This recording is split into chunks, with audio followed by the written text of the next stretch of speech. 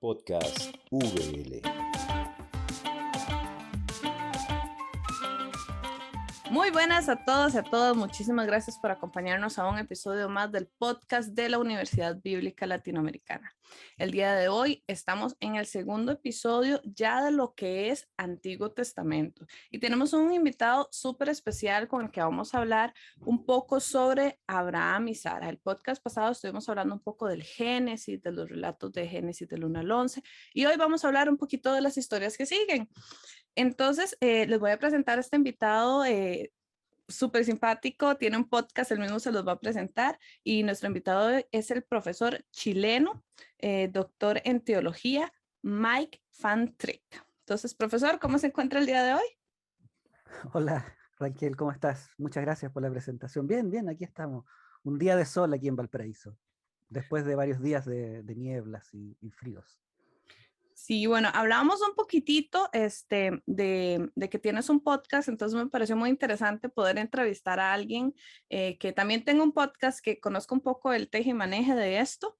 Entonces, ¿por qué no nos cuentas así rápidamente de qué se trata? Y las personas que quieran, vamos a dejar la dirección aquí para que lo puedan escuchar.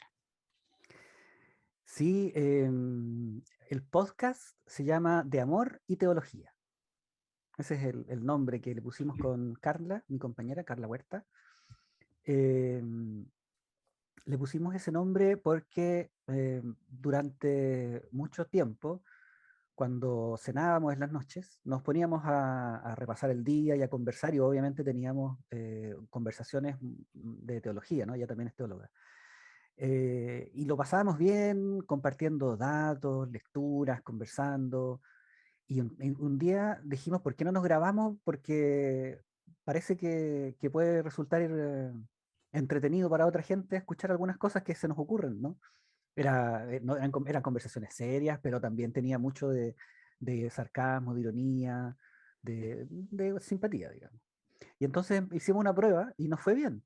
Nos empezó a escuchar gente, teníamos a veces una audiencia de unos 150 a la semana, otros días más, menos, y al final hacíamos eso, nos preparábamos una cena frugal y una copa de vino, y nos poníamos a conversar con un tema. Teníamos una pauta que seguíamos más o menos, depende de la conversación. Dejábamos que fluyera. Y todavía lo grabamos, ahora tenemos un poquito más de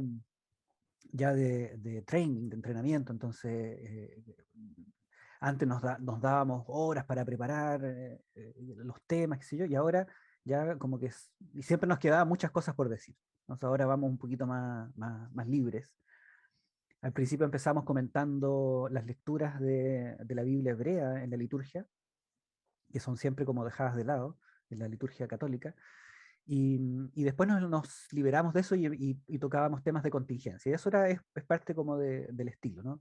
Es empezar con la agenda de coyuntura política de Latinoamérica, de Chile o del mundo, y después de eso ir a escarbar en algunos textos, sobre todo textos controversiales, ¿no? Eso es como una temática, una tecla, digamos, nuestra, de no abordar temas que dejan a todo el mundo indiferente y todo el mundo de acuerdo, ¿no?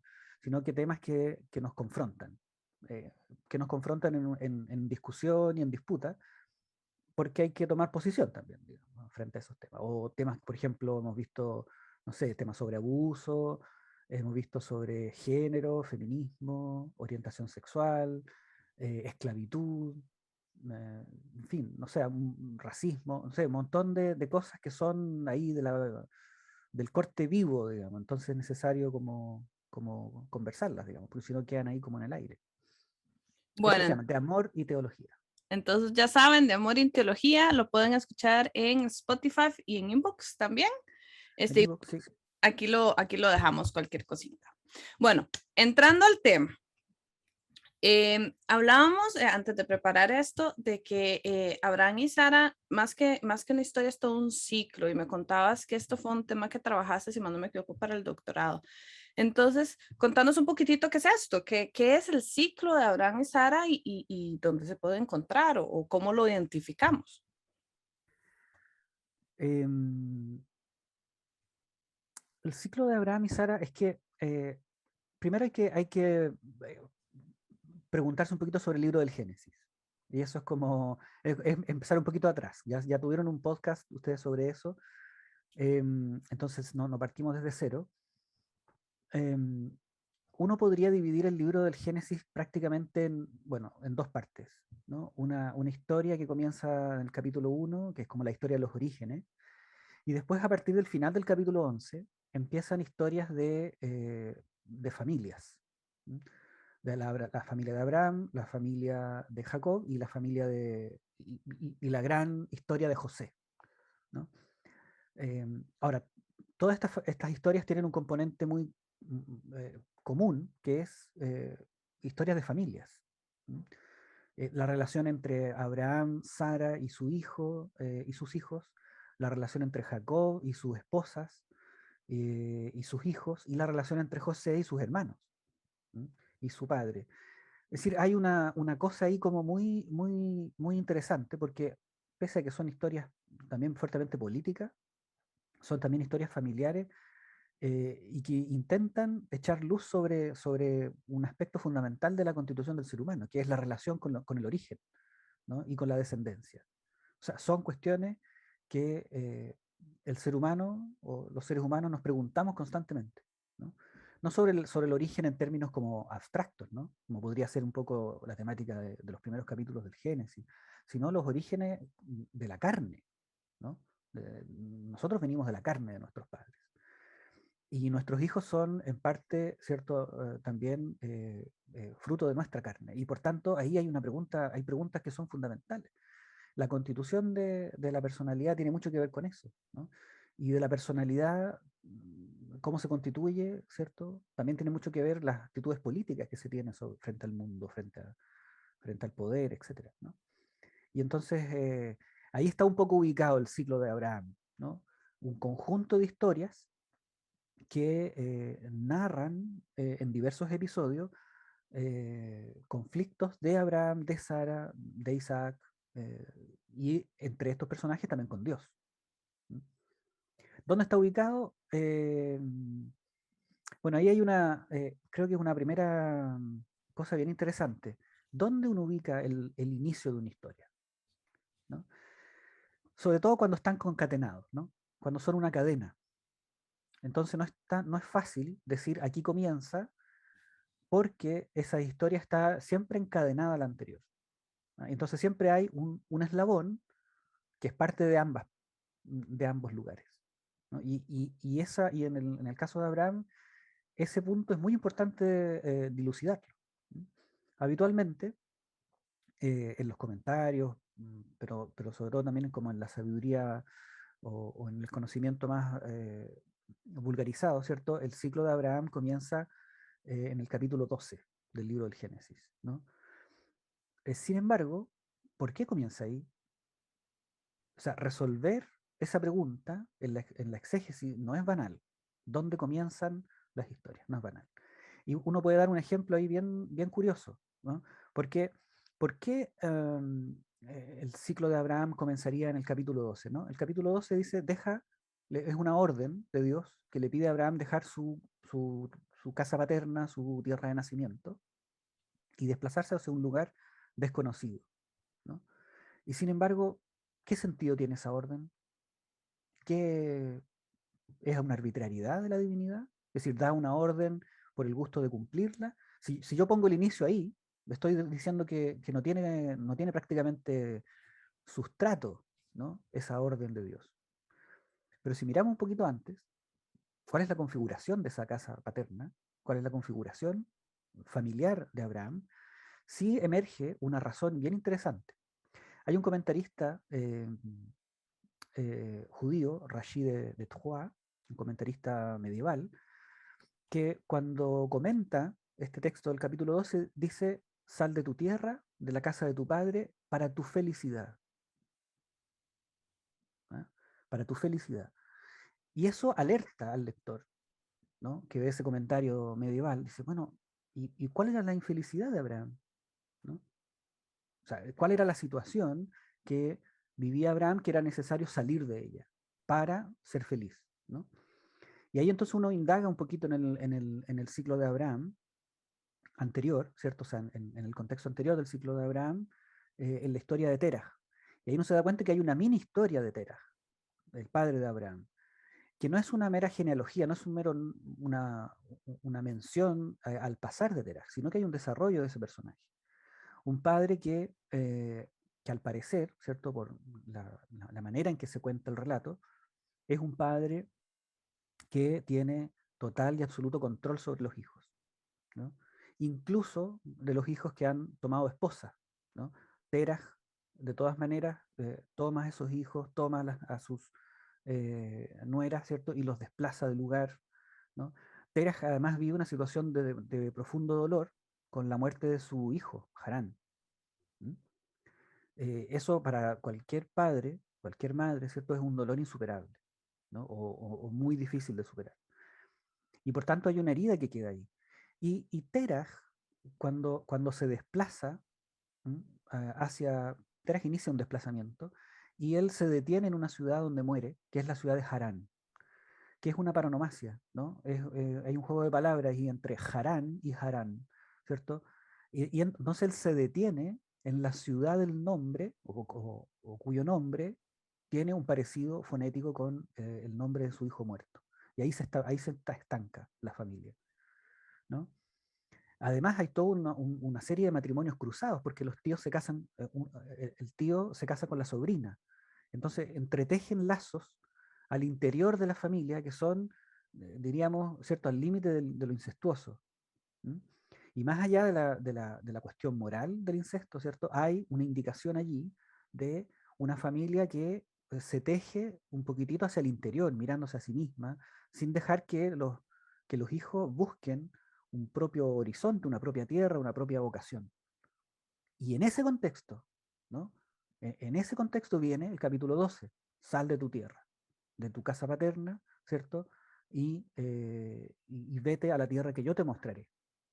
Entonces no resalta tanto la obediencia de Abraham sobre Dios, sino el interés de Dios en la felicidad de Abraham.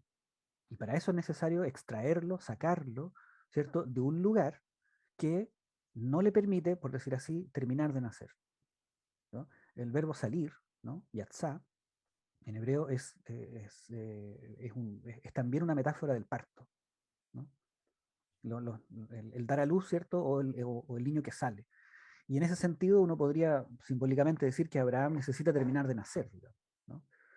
Y con eso acarrea también Abraham parte de su historia. Y ese conflicto de su terminar de nacer, de su relación que puede ser de alguna manera como de demasiada sumisión con su padre, trata la historia de Abraham y Sara e Isaac, que se desarrolla a partir de la mitad del capítulo 11 hasta el final del capítulo 25 del libro del Génesis.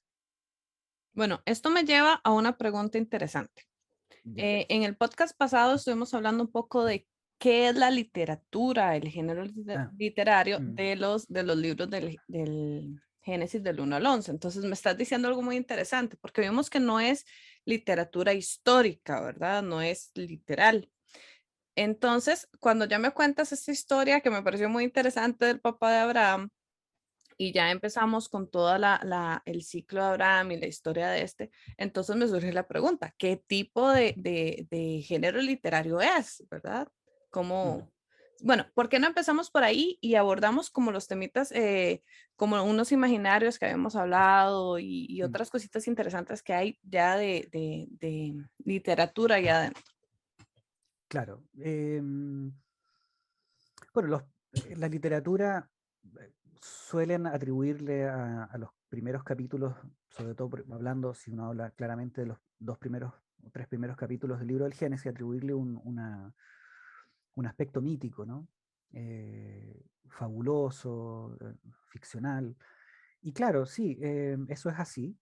em, pero hay que precisar qué significa que una literatura esté situada en el terreno de lo mítico. Porque el mito puede tener esa eh, mala fama de falsa ciencia, ¿no? Como de una explicación que se le dan a las cosas porque no hay una explicación científica ella, o porque esa explicación se rechaza. Bueno, el mito no es eso. El mito es un relato, por decir así, que tiene una estructura que le permite al lector o a las lectoras, a la comunidad que lee, confrontarse con preguntas fundamentales a través del símbolo, ¿no? Si tú tratas de definir al ser humano, ¿no? A través de la metafísica, a través de, no sé, de sentencias abstractas y universales, tú probablemente vas a obtener enunciados que necesitas además explicar, ¿no? ¿Y cómo los explicas? Bueno, a través de experiencias, ¿no? A través de ilustraciones, de ejemplos. El mito va a otro nivel. El mito va a expresar la realidad o una realidad de la experiencia del ser humano a través del relato, a través de símbolos. Porque el hombre se expresa mejor así, ¿no? A través de símbolos que a través de definiciones. Sobre todo cuando se trata de expresarse a sí mismo. Que hablar de un tercero puede ser algo relativamente sencillo en cierto lenguaje, pero hablar de sí mismo supone la construcción de una distancia, es decir, un ponerse afuera para poder observarse. Bueno, eso la humanidad lo ha hecho de manera constante a través de la literatura, ¿no? Colocar, como dice Humberto Calasso, colocar el conflicto del ser humano en un como si, ¿no? En una ficción. ¿Ah? Como si ocurriera esto. Y eso no tiene por qué ser histórico en el sentido de que tenga que coincidir con una crónica, da lo mismo, ¿no? El punto es que ese relato, esa estructura que está allí, ¿no? Ese relato, lo que hace es dar al ser humano que lee, darle a pensar sobre sí mismo, ¿no? Puesto en conflictos que tienen ciertas características propias, pero que también tienen conflictos que no son el cotidiano. ¿Por qué? Porque enfrentar el conflicto cotidiano produce miedo también. Y entonces enfrentarlo en la ficción es una manera, por decir así, um, más mediatizada, más medial, ¿cierto? De involucrarse no directamente con un conflicto personal, sino a través de un personaje que lo vive, por ejemplo. Y después uno vive un proceso como de reflexión, si es que eso que vivió ese personaje de ficción tiene algo que ver con lo que vivo yo. Ahora, si yo construyo sobre esos textos un relato de que son textos históricos, cronológicos, entonces yo desplazo y cancelo la pregunta sobre la reflexión y lo dejo ahí. Y sitúo la discusión, la controversia sobre si Abraham existió o no, y cosas que son importantes, pero que en realidad no son relevantes para la resolución de lo fundamental del ser humano, que es el sentido de la vida, ¿cierto? Y otras cosas, ¿no? O sea, al final la historia es nada más como el marco para poder ver lo fundamental, es el Exacto, fondo. O sea, al final, dijo un profesor mío, al final no es importante si la ballena existió o no, sino todo el mensaje que hay detrás, en ese caso de Jonás, ¿verdad? claro. Que El todos nos mensaje quedamos estancados en la ballena. claro, el mensaje y el efecto que produce el relato. Porque también el mensaje puede ser como, puede haber un cierto riesgo cuando decir mensaje, como si la historia pudiese resumirse en una sentencia. Yo prefiero pensar que se trata como un proceso de exploración, ¿no? Es como si el texto nos llevara a pasear por un bosque de símbolos, un mundo simbólico, y esa experiencia yo no la puedo resumir en un mensaje, ¿no? Es como si uno visita un museo, ¿ya? Y ve una serie de símbolos y uno sale, no sé, con una serie de imágenes, de experiencias estéticas, de placer, de disgusto, en fin, etcétera. Eso no se puede resumir en un asunto, en una sentencia, Ujú. ¿no? El mensaje de mi visita al museo fue, no, hay una experiencia vivida y esa experiencia hay que vivirla con el texto, en el caso de la literatura. Y la Biblia es una obra literaria, eso es fundamental. Bueno, con Abraham también hay un tema muy interesante, Ujú. incluso un tema al mismo tiempo muy, muy, muy actual, pero no creo que nos metamos tanto en actualidad, pero es hablar un poco de qué ser extranjero, de esta parte de Mm. extranjería, de la promesa de una tierra que no le pertenece en ese momento. O sea, ¿verdad? Entonces, ¿cómo abordar este tema? ¿quién puede vivir en la tierra que después será la tierra de Israel? Pero en ese momento no es de Israel, Israel ni siquiera existe. Entonces, Dios le promete a Abraham una tierra. ¿Cómo vemos esos temas? La extranjería, la posesión de la tierra, esta promesa. Claro, eso fue motivo ese tema, el tema de la extranjería de Abraham fue motivo de una investigación donde ahí estuvo involucrado dos profesores de la Universidad Bíblica Latinoamericana, Elizabeth Cook y José Ramírez, José Enrique, ¿no? Em, y porque yo estuve allá con ellos, los conocí allá en la Universidad Bíblica y después ellos vinieron a Chile junto con Bernadette Caero, otra exégeta de Bolivia, y estuvimos ahí intercambiando ideas sobre el tema de la extranjeridad. Y ahí me involucré yo más profundamente con la Universidad Bíblica Latinoamericana. Y, y claro, es el nivel un poco más político de la lectura que uno puede hacer del ciclo de Abraham, ¿no? Uno es esta relación familiar y otra es este nivel político de quién tiene derecho a llamarse hijo de Abraham, ¿no? Que es una pregunta ya política porque es una pregunta colectiva, es una pregunta que nos pone en relación unos a otros, ¿no? Y al parecer, en el momento en que el ciclo de Abraham se escribe o termina de escribirse, como ciclo, o sea, cuando se le da una cierta unidad, existía un cierto conflicto sobre quién tiene derecho, ¿cierto?, a vivir o a llamarse israelita. Es una pregunta que también tiene San Pablo, por ejemplo, ¿no? Eh, bueno, es una pregunta que también tiene que ver con otros contextos, ¿no? ¿A quién pertenecemos? ¿No? Y si hay alguien que tiene derecho a decir que otro no pertenece a lo que él dice pertenecer. Por eso que es una cuestión política, ¿no? Eh, Conversando con Elizabeth, con Elizabeth Cook, surgió esta pregunta, esta idea de leer el ciclo de Abraham de esta línea, de esta perspectiva, porque hay otros textos, por ejemplo, como Ruth o como Esdras, donde esa pregunta también aparece planteada. En el libro de Esdras, planteada de una manera bastante, o solucionada de una manera bastante brutal, ¿no?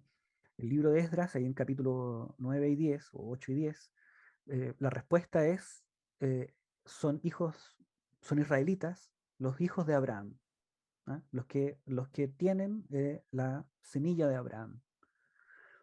El resto no. Y el resto tiene que partir, ¿no?, de la tierra. Entonces se plantea ahí un principio de pertenencia y a partir de eso un principio de exclusión, ¿ya? Que tiene que ver con las leyes de pureza, que tiene que ver con la cultura ultra o muy patriarcal del momento, etc. Ahora, cuando uno lee el ciclo de Abraham desde esa perspectiva, surge otra pregunta. Porque Abraham, en primer lugar, es un extranjero, un guerrero, ¿no? Va a llegar a vivir, pero es una tierra que finalmente va a poseer de una manera muy discreta. Porque el primer trozo o porción de tierra que Abraham logra adquirir para sí es la tumba donde entierra a Sara y después donde va a estar él. Esa es toda la posesión de la tierra, ¿no? No hay más que eso. Es su descendencia la que la tendrá. Ahora, entonces viene la pregunta, ¿quién es la descendencia de Abraham? Conocemos la historia de Isaac, la historia de Ismael, ¿ya? Que son historias pequeñas, ¿no? Breves. Son dos hijos, pero ellos también tienen descendencia. Ismael también la tiene, Isaac la tiene.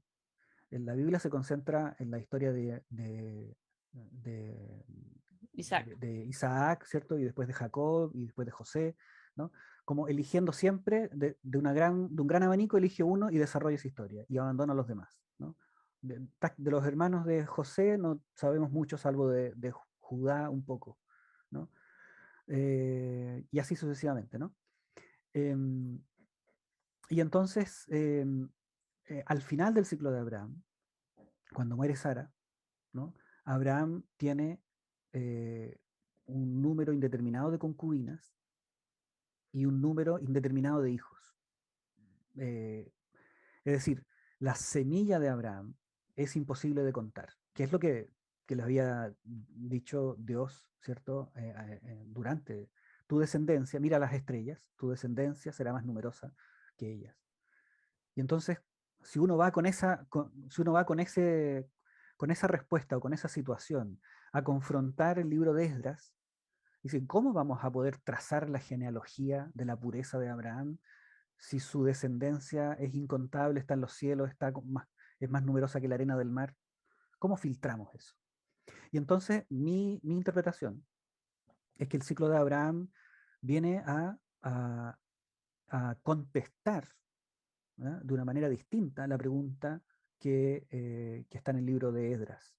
Es decir, viene a decir, eh, espérense un poquito, esta idea de excluir a los que no son de la semilla de Abraham es imposible, es absurda, porque la semilla de Abraham está dispersa por toda la tierra, y entonces no la podemos filtrar. Todos tienen derecho a vivir.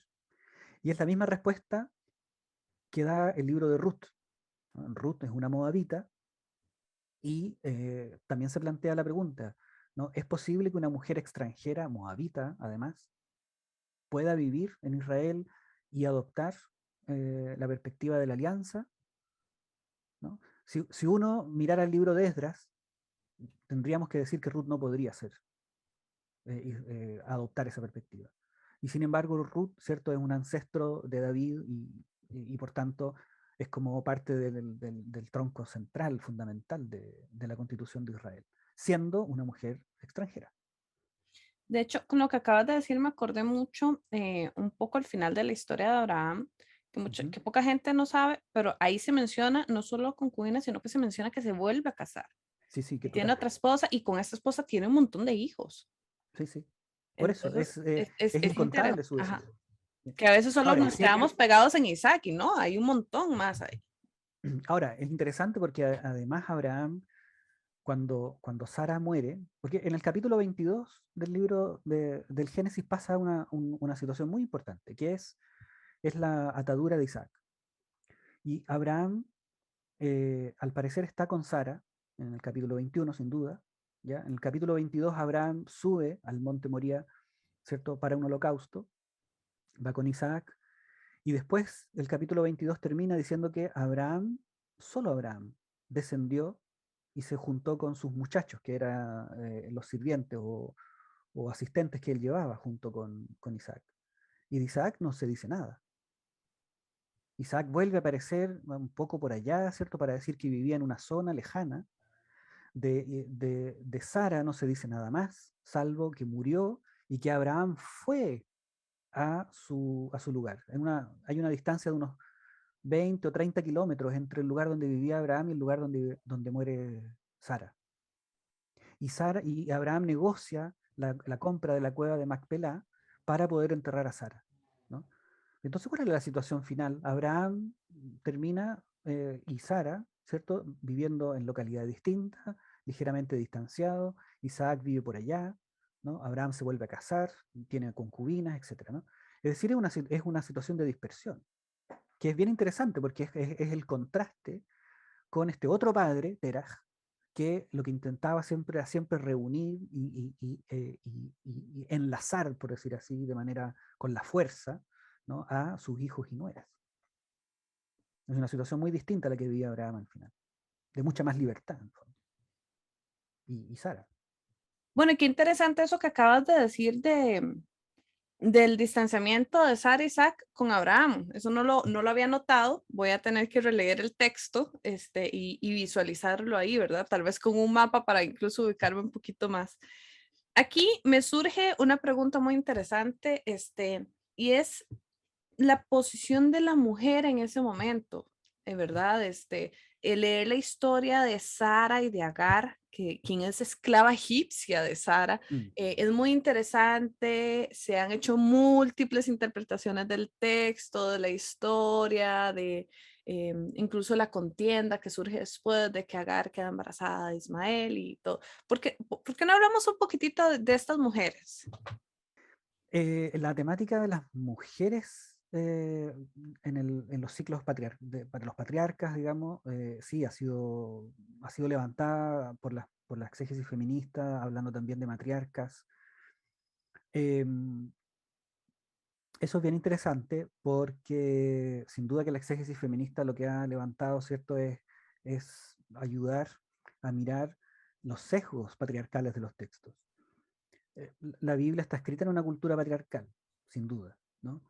Em, pero eso no siempre significa que la Biblia no haya podido, al menos mínimamente, u otros textos, sobreponerse de alguna manera a o al menos en parte, a esa cultura y poder mirar un poquitito también desde otra óptica. Esa fractura que es posible mirar en algunos textos es perfectamente, ha sido metodológicamente muy aprovechada por la exégesis feminista, porque es el momento, ¿cierto?, para poder decir, miren, por muy homogénea que sea la cultura, siempre hay una fractura por donde entrar a trabajar el texto de otra perspectiva, ¿no? Sin despreciar el texto, digamos, sino que al contrario, ¿no? Usarlo para ilustrar la lógica patriarcal, pero también ilustrar la contradicción de esa lógica patriarcal, ¿ya? En el caso del ciclo de Abraham, hay algo bien interesante ahí, respecto de, bueno, de Sara y de Agar, sin duda. De Agar, la Phyllis Trible ha escrito una cosa maravillosa en textos de terror, ¿cierto?, sobre Agar. Creo que en gran medida es muy insuperable eso. Entonces una lectura, lamentablemente un libro no traducido al castellano, pero una lectura importante que realizar sobre Agar.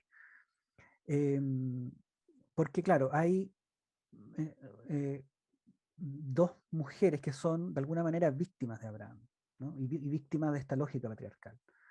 Sara en primer lugar y Agar en segundo lugar. De Agar es un poco más difícil tratar de rescatar algo del punto de vista como de esta fractura, ¿no? Salvo esta lectura compasiva, que es la que propone Phyllis Trible, ¿cierto? Que es un texto que nos permite apreciar digamos, la cultura patriarcal y todo su efecto devastador frente a la mujer, ¿ya? Es una lectura. De Sara, en cambio, el libro del Génesis le dedica más espacio, ¿no? Le dedica más tiempo a su conflicto. Y hay algunos textos que son bien interesantes de explorar en esa línea. Yo me gustaría mostrar una cosa que tiene que ver con el capítulo 15 del libro del Génesis y después volver hacia atrás, al capítulo 12. ¿Ya? Solo porque no es por saltarme las cosas, digamos, sino es porque para mostrar un ejemplo como muy, muy claro de cómo incluso en la lectura contemporánea nosotros hacemos de estos textos algo muy todavía incluso más patriarcal de lo que pareciera, ¿ya? De lo que pareciera. ¿Ok? Entonces voy a mostrar un texto. En el capítulo 15 ocurre algo bien interesante que tiene que ver con los nombres de Abraham y con el nombre de Sara, ¿ya? Si uno toma las traducciones modernas de esos dos eventos de cambio de nombre, por llamarlo por ahora, uno ve que los traductores hacen una homogeneización del texto que no corresponde, que no se condice con la manera en que el texto narra, el texto hebreo narra, ¿cierto?, esta situación. Entonces quiero mostrar un poquito el texto para ilustrar ese punto. Entonces voy a compartir pantalla para mostrarlo. ¿Se ve ahí, Raquel? Perfectamente. Perfectamente. Bien. Acá, entonces, acá tenemos dos textos, ¿ya? Son del capítulo 15, arriba está el versículo 5 y abajo el versículo 15, ¿ya? Y en el primer texto, los traductores suelen traducir adecuadamente, ¿no? Entonces, y no se llamará más, ¿m?, tu nombre Abraham, sino que tu nombre será, o tu nombre será Abraham, ¿no? Y aquí está el cambio de nombre del que hablábamos, ¿no? ¿Mm? No será, ¿cierto? No será. Esto debería, no será, ¿cierto? Y el nombre nuevo, ¿no? El nombre antiguo.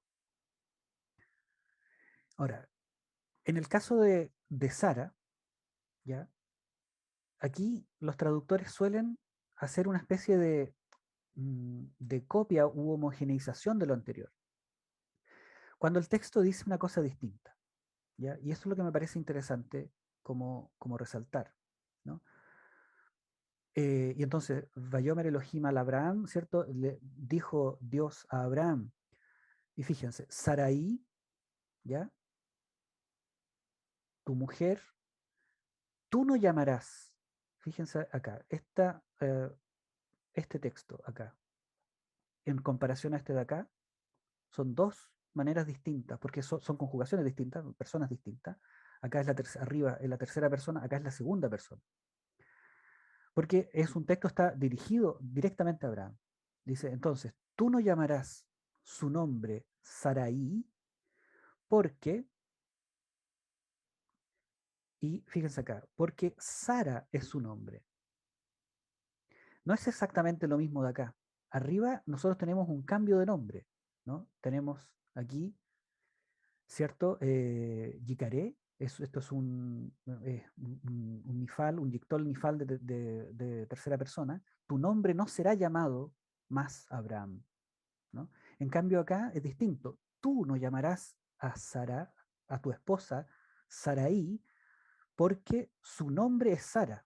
No es un cambio de nombre. Acá abajo. Acá abajo lo que hay es que le dice a Abraham cuál es el verdadero nombre de Sara, cuál ha sido siempre el verdadero nombre de Sara. Se fijan, acá no hay ninguna indicación temporal como en el futuro o una indicación temporal como esta, ¿no? No será más, sino que es una frase nominal. Su nombre es Sara, a la que tú has llamado hasta ahora Saraí. Ya no la vas a llamar más así, la llamarás Sara. ¿Cuál es o sea, ¿por qué llama la atención esto? Hay buenos textos sobre el tema, pero muy pocos comentarios caen en la cuenta de ese aspecto. Y hay un comentarista, de nuevo Rashi, un comentarista medieval, que, que pone el acento en lo fundamental. ¿Qué es la yod en el nombre de Sara? Sarai. Dice Rashi, es el posesivo, ¿no? Y entonces lo que Rashi dice, que Dios le dice a Abraham, es que no considere más a Sara su posesión, sino que Sara es ella misma, ¿no? Que Sara es para la humanidad, no para Abraham, ¿no? Y es a partir de esa liberación, por decir así, de Sara, es que Sara puede engendrar a Isaac, ¿no? Un hijo, y no un hijo como posesión de Abraham, ¿no? Sino un hijo libre, porque Sara ha sido liberada. Hasta allí Sara era estéril, y después de eso, ¿cierto? Igual que Abraham, pueden tener hijos. Porque pasó algo fundamental, es que Abraham recibe la orden de dejar de considerar a su esposa como su posesión, mi Sara, ¿no? Sarai significa mi Sara. En cambio, Sara significa Sara, su nombre, ella misma. Ahora, ahí hay una curiosa, o sea, más que curiosa, pero interesante conexión con el segundo capítulo del libro del Génesis, donde el narrador dice en el capítulo 2, en el versículo 24, dice, por eso el varón dejará a su padre y a su madre y se unirá a su mujer y serán una carne una. Muchos traductores consideran eso, o comentaristas, como que serán una carne unida entre ellos dos, ¿no? Como que en el fondo dejarán de ser seres aparte para unirse en una. Ahora, esa expresión nunca en la Biblia tiene que ver con la relación sexual, ¿no? La carne única no es una metáfora de la relación sexual. Lo que hay realmente allí, ¿cierto? Es que dejando padre y madre, los seres humanos pueden, y eso el varón y la mujer, ¿cierto? Pueden llegar a ser una carne individual, única en sí misma. Y es el caso de que se cumple de alguna manera en Génesis 15, donde Sara deja de ser una carne de Abraham para ser una carne para ella. Es allí donde la fecundidad, la fertilidad, la fecundidad, ¿cierto? La vida puede expandirse, digamos, no en la posesión. Entonces, si hay una psicoanalista, Marie Balmary, ¿cierto? Que es la que me puso bien en atención a esto, eh, que dice, bueno, y los traductores se lo saltan simplemente. ¿Por qué? Porque los traductores tienen en mente a Abraham y ocupan el modelo de Abraham para entender a Sara, ¿no? Incluso en el texto, que sintácticamente es distinto, ¿no? Es distinto. Y cuando me pasa que cuando hago ver esto a muchos lectores, les pasa lo mismo que me pasó a mí cuando vi a esta Marie Balmary que lo decía. Sí, es interesante porque no, en la traducción no se aprecia, digamos, porque la mayoría se lo come, decimos aquí en Chile, ¿no? Como que pareciera que...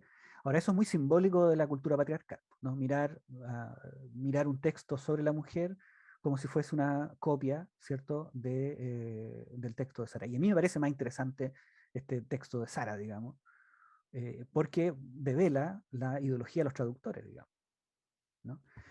Ahora, ¿dónde se nota esto, por ejemplo? O sea, ¿dónde hay un conflicto donde Sara es considerada una posesión?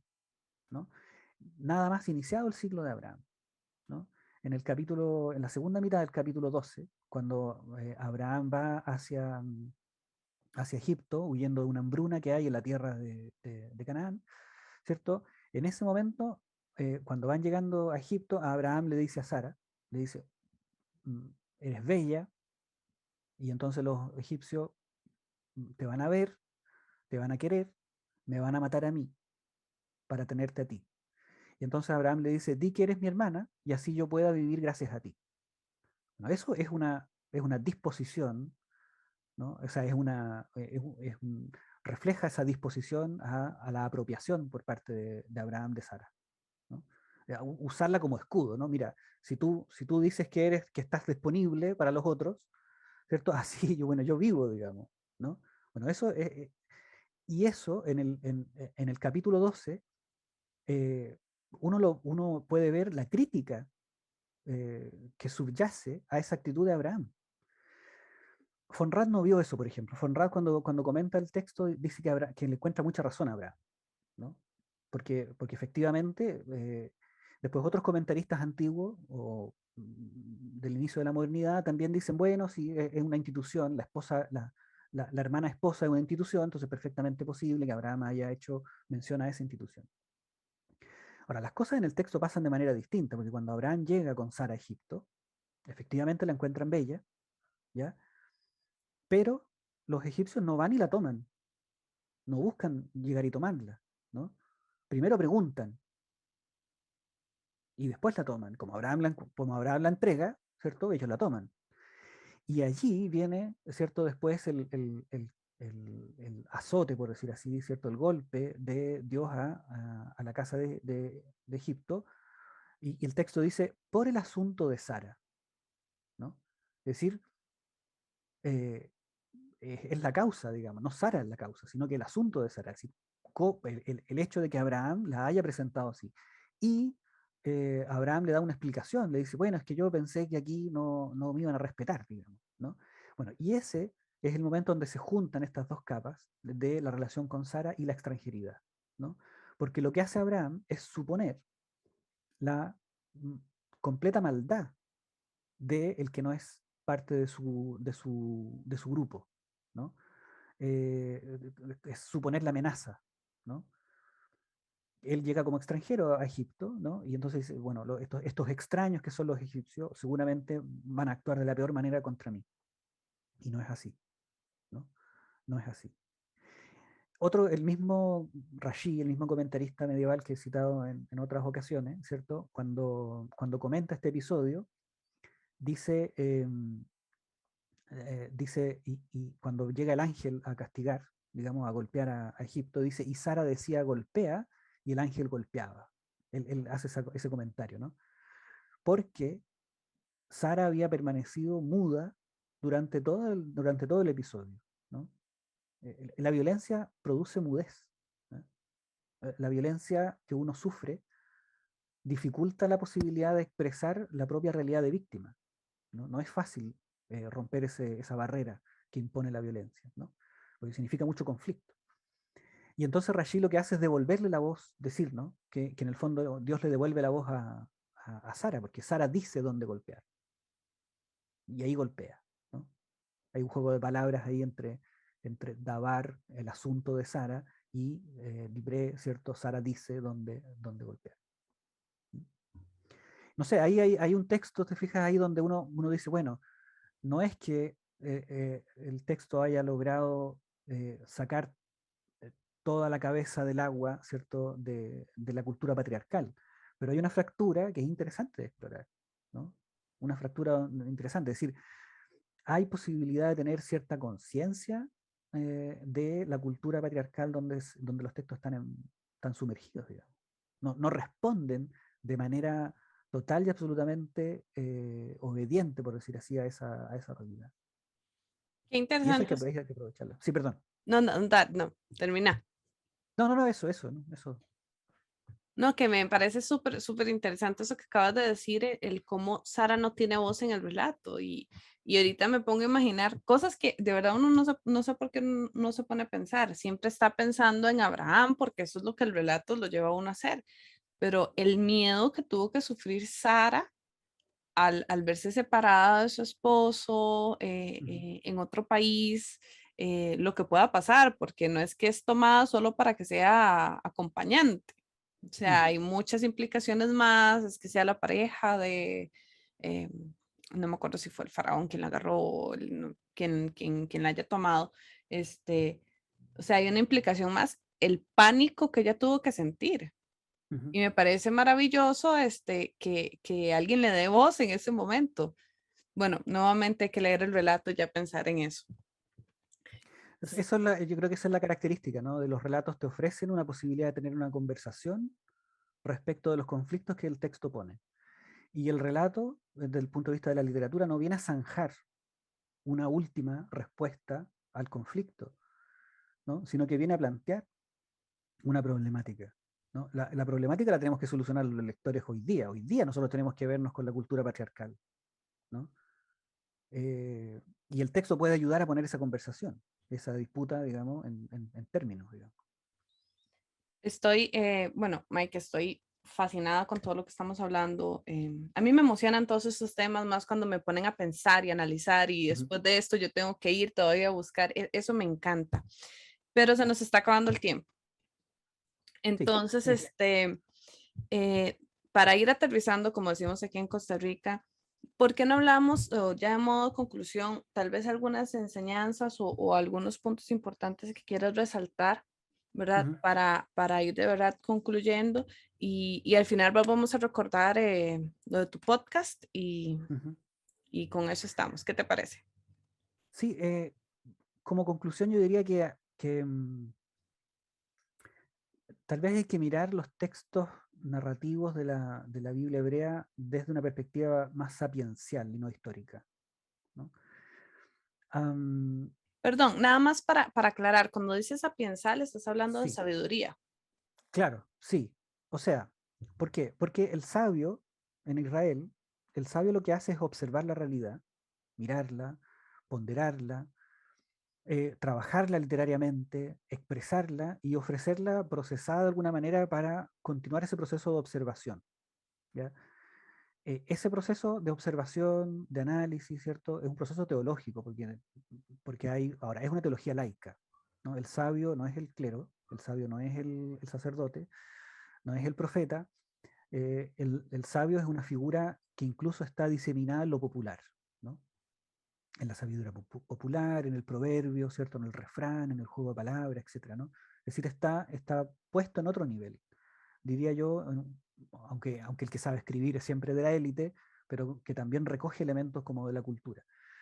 Y ese sabio, esa mirada sapiencial, implica esa actitud de observar el texto, de detenerse sobre el texto, de ver cómo lo formula, de ver cómo el lenguaje del texto impacta en los procesos de reflexión, de pensamiento,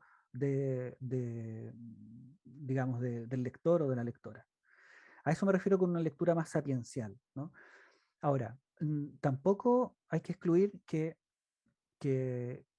los sabios como escuela hayan tenido una gran incidencia en cómo finalmente los textos se terminaron de escribir y de proponer en forma escrita en la conformación o previo a la conformación del canon. ¿Ya? Hay un trabajo muy poco conocido de Gerhard Schaffer, que es un discípulo de Childs, que fue uno de los iniciadores de esta interpretación canónica. Ahora, este discípulo de él, que escribió su tesis doctoral eh, sobre justamente cómo los sabios al parecer dieron una especie de entramado, ¿ah? O articulación final del canon que le da una cierta unidad a la Biblia hebrea, ¿no? Y entonces las escuelas sapienciales habrían intervenido generando puntos de conexión entre todas las historias e incluso, ¿cierto?, la literatura sapiencial. Si uno tiene eso en consideración, significa que hay que pensar en que los relatos quieren, como decía yo al principio, poner en escena conflictos profundos del ser humano y no hacer historias por hacer historias, ¿no? No hacer historias por fomentar una cierta identidad nacionalista de Israel, sino su interés inicial era colocar en escena al ser humano, digamos, ¿no? Y por eso que parte el libro, el Génesis, y por tanto la Biblia hebrea, parte en un conflicto que tiene que ver con un ser humano que no está asociado a una etnia, ¿no? En muchos mitos de Oriente, el ser humano que se pone en escena es el ser humano que pertenece a la etnia, ¿no? O es el ser humano que pertenece a la realeza, ¿no? En el caso de la Biblia hebrea es un ser humano que no pertenece a ninguna etnia. Después se va a desarrollar allí mucho con el tiempo, etcétera, una cierta identidad cultural, pero esa identidad no está puesta en escena en primer lugar en la Biblia. Es una reflexión sobre el humano más profunda, más, diría yo, menos identitaria y mucho más existencial. No sé, Bueno, eso sería como mi conclusión de lo que yo he ido aprendiendo de cómo leer los relatos bíblicos desde esta perspectiva. mira, te voy a decir algo muy interesante y es que esa es la conclusión a la que casi todos, después de todos los podcasts que hemos hecho, a la conclusión a la que llegamos. Al Claro, final, lo humano de los textos, el cómo estos textos más que históricos buscan expresar estas experiencias humanas que seguimos teniendo, o sea, lo mismo que nosotros estamos sintiendo y viviendo ahorita. eh, em, es lo mismo que pasaron ellos, estos mismos sentimientos que nosotros tenemos, estas formas de sentir, pasaron antes, el dolor, la alegría, exacto. las pérdidas, o sea, sigue siendo un libro sumamente humano y eso a mí, eso fue lo que más me gustó de empezar a estudiar teología, ¿verdad? Ahora, Porque, es cierto que hay que también hacer una acotación a eso, porque, por ejemplo, el libro de Job, yo esto para hacer un contrapunto, ¿no? Simplemente, ¿no? El libro de Job ha sido siempre como presentado como el libro del sufrimiento de la humanidad, ¿ya? ¿No? Como que Job fuera como el icono principal y total, absoluto del sufrimiento de la humanidad. Pero ojo, Job sufre como un varón aristócrata, ¿no? De su sufrimiento es su honor, es su patrimonio, ¿ya? Es su masculinidad, eh, su, su herencia, ¿no? Su descendencia. ¿Eh? Ahí está situado el sufrimiento de Job. Pero Job no sufre como una mujer. O sea, Job no sufre en la maternidad, Job no sufre en el acoso, Job no sufre en la violación, Job no sufre en el parto, etcétera, ¿no? Y eso es algo que también la exégesis feminista ha dicho, ojo, ¿cierto? Que hay que tener atención a eso, porque ujú, los signos, los símbolos dicen una parte de la realidad, ¿no? Y hay otra parte de la realidad que no está dicha en ese símbolo, está incluso un poco oscurecida y silenciada.